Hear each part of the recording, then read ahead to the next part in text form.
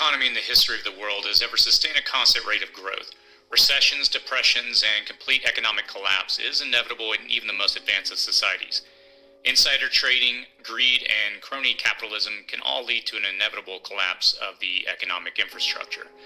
Pandemics, armed conflicts, and natural disasters can fuel a rapid deconstruction of economies and societal norms. Preparing for the economic collapse of any society starts with understanding how society breaks down. And history can inform us of how that happens. When a nation collapses, is it possible to be prepared? Can you know what to expect? In this video, we'll look at the 10 most common things that happen after a society collapses. Not all of these things occur at once, and your surrounding community may not suffer from all 10 of them, but they will occur nonetheless. You may even have noticed a few of the warning signs of the things I will cover in this video. Be aware of how they will interrelate and prepare for their eventuality. All economies do collapse, and no economy is immune to the cyclical nature of growth and decay. Here are the 10 things to expect. Number 1. Food shortages. Food shortages are one of the first things to appear after a society collapses. Farms may still be producing crops at the same rate, and ranchers may be raising animals at the same production levels. However, the ability to harvest crops, process meat, and manufacture foods and transport food from farm to ranch or ranch to your store or table may fall apart at any step in the process. Whether farmers can't find laborers to harvest crops and they rot in the fields, or ranchers can't get their meat processed because plants are closed, just one failure in the food supply chain can have a ripple effect across industries. In this recent pandemic, we have begun to see cases where meat packaging plants shut down. Farmers were unable to harvest their crops. Dairy farmers were forced to dump their product because distribution chains no longer allowed them the opportunity to bring their product to market. Though this initial chaos quickly passed and store shelves were restocked in short order, it should have been enough for you to realize the need to prepare for potential food shortages. Runs on stores and empty shelves cause panic buying and hoarding, which further complicates the shortages and supply chains. Hyperinflation and hyperdemand for products causes dramatic price increases, which leads to even greater panic and further compounding shortages. Having ample supply of staple products, knowing ways to cook to stretch your supplies, bartering for food, and growing your own food are all methods to insulate yourself from shortages caused by an economic collapse. Number 2, paper currency becomes worthless. When an economy collapses, paper currency becomes worthless. High demand products in short supply, and products with supply disruptions skyrocket in price. Products may become so expensive that the relative value of currency becomes much lower. It takes more and more dollars to purchase previously inexpensive products. Precious metals, tangible goods, skills, and services become the new currency. Precious metals will retain some value amidst an economy's collapse because they have global value and intrinsic value. People know that precious metals, like minted coins, hold value, so they will be more willing to barter for precious metals over paper currency. Precious metals will also retain value in economies of neighboring countries that are not experiencing a collapse. Perhaps more invaluable than even gold, however, is the value that you can bring to bear based upon your skill and talents. Skills are your number one commodity and of greatest value. Possessing needed skills like carpentry, sewing, medicine, homebrewing, fishing, hunting, welding, and the like will allow you to trade these services for food and other services you will need to survive. When paper currency is literally not worth the paper it's printed on, what you can do will determine what you can obtain in goods and services. Number 3, homelessness. With the 2020 CARES Act set to soon expire in the United States, the nation may be facing a homelessness crisis even before the year is out. Already, politicians and economists are warning that the added income on top of unemployment benefits may be the only thing keeping people in their homes and apartments. Pro-opening and pro-quarantine factions continue to debate the merits of their causes, but with unemployment at historic highs and consumer spending dramatically slowed, the economy is not likely to add the millions of jobs it has lost. With the benefit packages, retirement savings, vacation hours, and personal savings running out and Congress arguing and debating over what, if anything, should come next, it's not unlikely that the evictions and foreclosures will follow. As tenants cannot pay, landlords will evict by law or by force. Government mortgage and rent relief programs can only last so long. When these supplemental resources and personal reserves run out and people join the ranks of the truly unemployed and are unable to pay their rent or mortgage, evictions will be looming. Some people will be able to gather family members under the same roof. Other, less fortunate people will find themselves searching for shelter. Owning land is the best insulation from homelessness, but not everyone is in a position to do that. This leads to the fourth thing that occurs when a country's economy collapses. Number 4, large-scale migrations.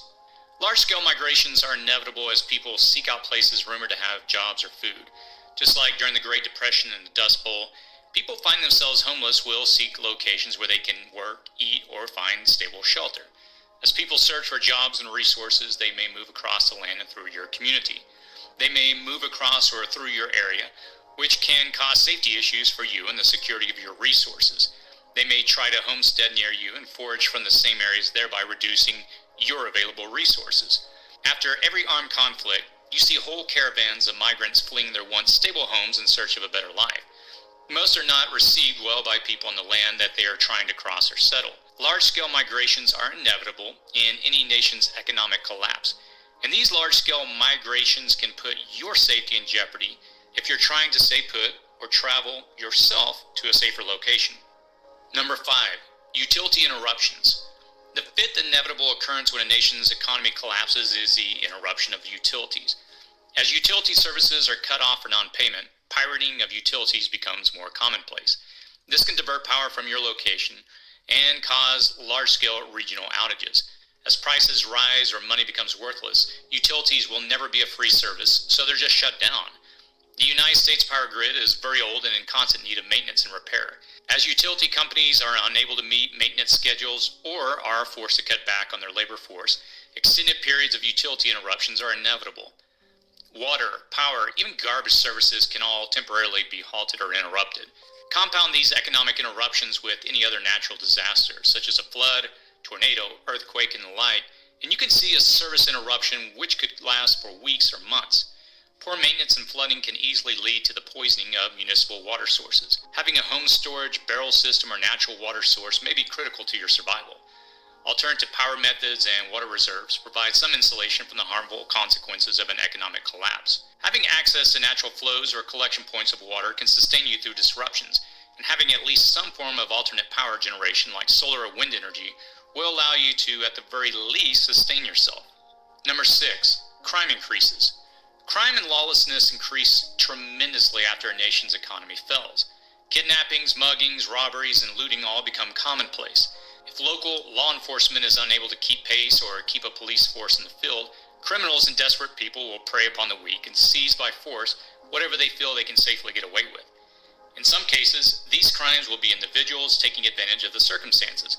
But as the nation continues to decline, roving gangs and armed groups can become more commonplace.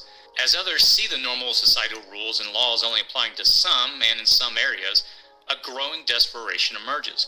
People begin to ignore laws to make sure they have the resources they need to survive.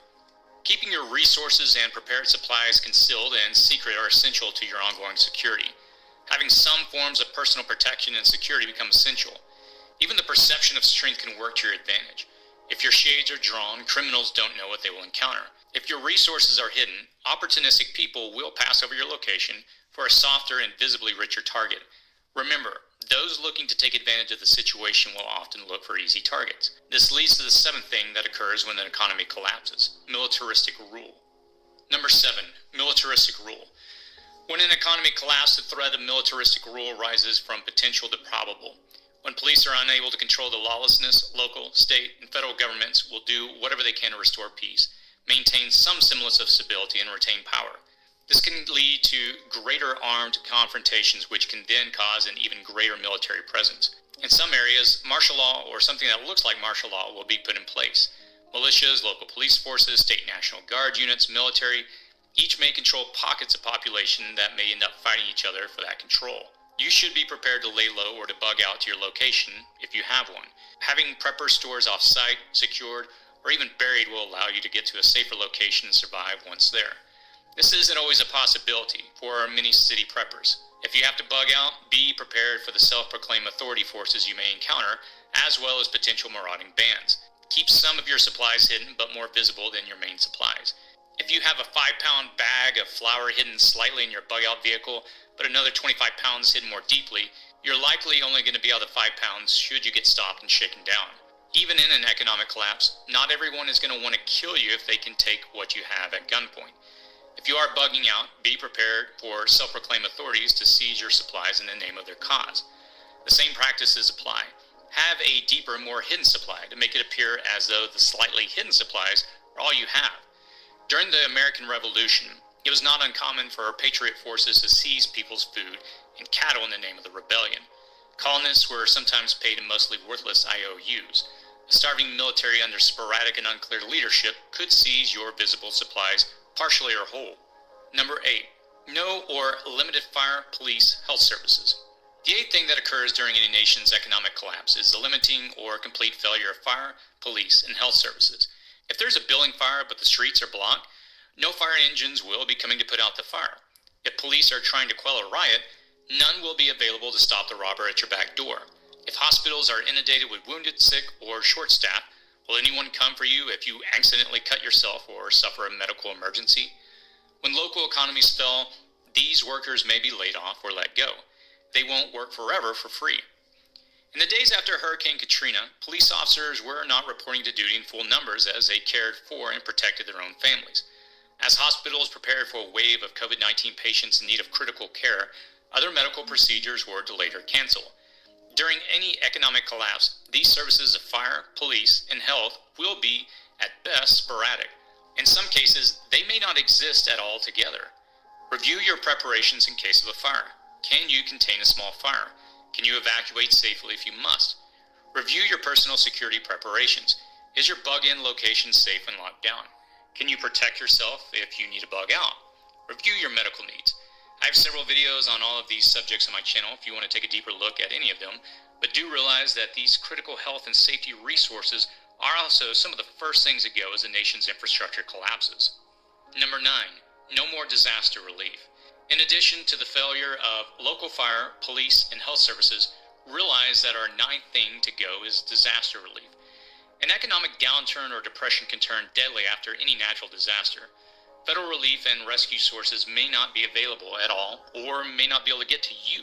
Any natural disaster would result in a greater death toll and would intensify the economic collapse. A hurricane hitting the East Coast, for example, in the absence of a federal relief effort and with the absence of local fire, medical, and police services could result in famine, disease, looting, and a mass migration of fleeing people. An earthquake could turn a population desperate to survive. Death tolls can skyrocket, and your personal security may be left solely up to you. When prepping, prepare for the obvious, probable disasters that occur in your area normally, but also prepare for the possible disasters which could result from a compounding of disasters. During an economic depression, emergency relief may not come, so make sure your supplies can sustain you for as many weeks as possible. Number 10, a new world recovery. The final thing that occurs after any nation's economy collapses is an inevitable recovery. All economies are cyclical. What holds and retains value may change as the circumstances change, but a new world does emerge. While governments may change, economies continue in one way or another. Power may change hands at the highest levels. Whole systems or democracy can swiftly become feudalistic societies or authoritarian reigns. Eventually, some stability returns to a region. What that looks like is impossible to know, but if you prepare for the immediate things which occur when an economy collapses, your chances of riding out the storm and surviving to a time of recovery increases.